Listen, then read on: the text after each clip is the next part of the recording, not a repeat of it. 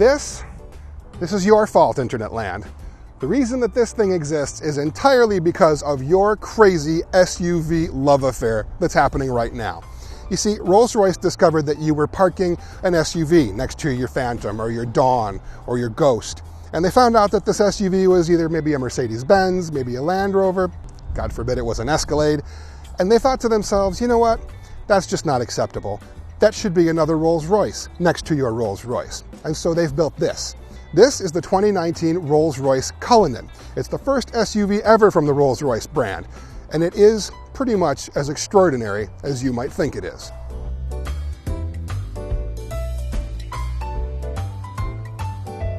So let's get something off our chest right off the bat here. This thing costs more than the average family home in the United States. In fact, this thing costs twice the median average family home price between New York and California.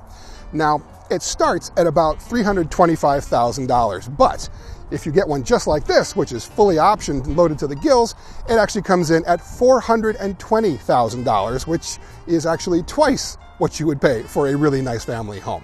Now, if that number really doesn't bother you, then great, you could probably afford one of these things. But if you're like me and there's no way in hell you're ever going to be able to afford to buy one of these things, well, stay tuned. And we're going to have a couple of really interesting features to show you, and maybe a couple of not so interesting ones. The Cullinan is really long, it's really wide, it's supremely comfortable, especially in back. You've got these rear opening coach doors, which are kind of special. The Phantom has them too. But when they're open like this, it's kind of a hard reach to get to them. Plus, they're really heavy. And that would require physical exertion to close it. And the Rolls-Royce isn't about physical exertion. That's not money. That's not money at all. What we need is a button, something that we can push to automatically close the door. And the Cullinan has 4, one in each spot to close the doors. In the back seat, it's here on the D-pillar. Just push and hold, and it automatically envelops you in silent luxury. In true British utility fashion, you can order your Cullinan up in what they call the individual configuration, in which case you have 4 passenger seating, 2 in the back separated by a console, but it also separates the cargo area from the cabin with this glass partition. Now that's really nice in keeping the cabin very quiet and separated from the cargo area, and it prevents the muddy hunting dogs from getting their paws all over the beautiful Arctic white leather and the black lamb's wool carpets.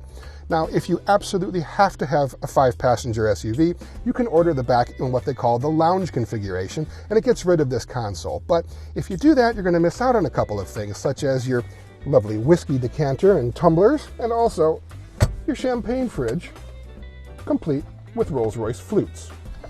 So if Dr. Evil has taught us anything, it's that being rich and powerful means you can have laser beams attached to just about anything, whether they be sharks or ill-tempered sea bass, or super luxury SUVs. And the Cullinan actually has laser beams up here in the headlights. The Cullinan and the Phantom both have laser beam headlight technology carried over from Rolls-Royce's BMW owners.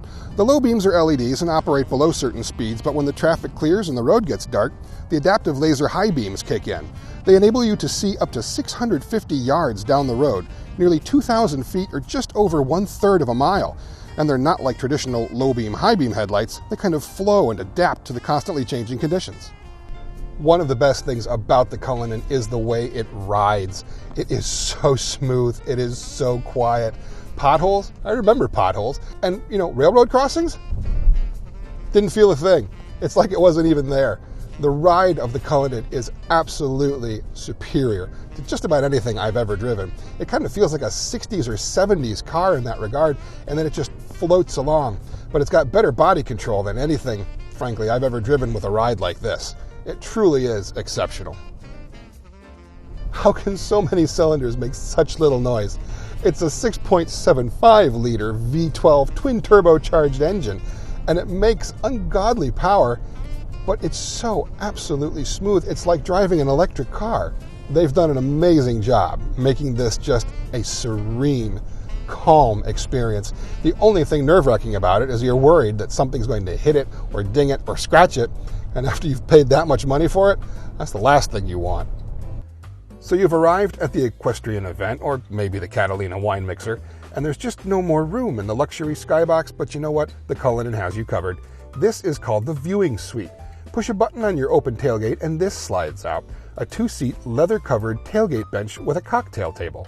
It's perfect for watching your brood performing their show jumping competition or maybe observing the latest helicopters for sale.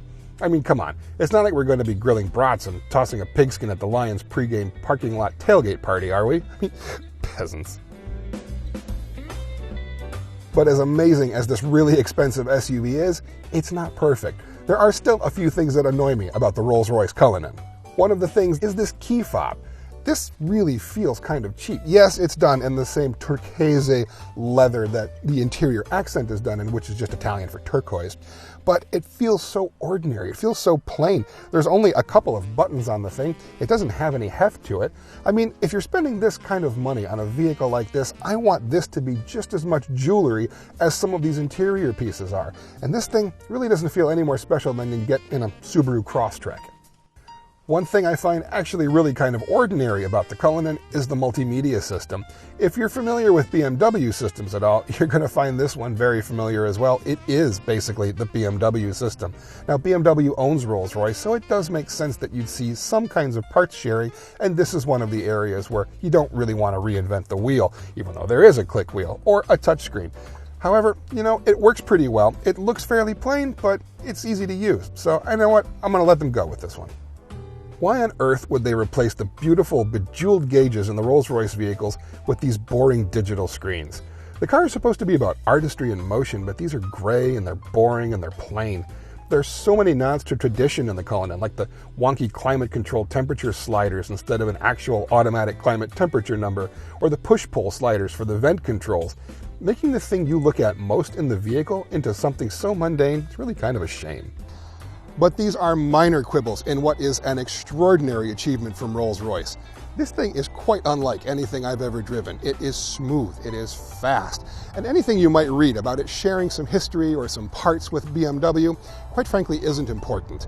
They've made such a distinctly, honest-to-God, amazing luxury vehicle that, the old adage applies. If you have to ask how much it costs, you can't afford it, and if you have to ask why, you really don't deserve it.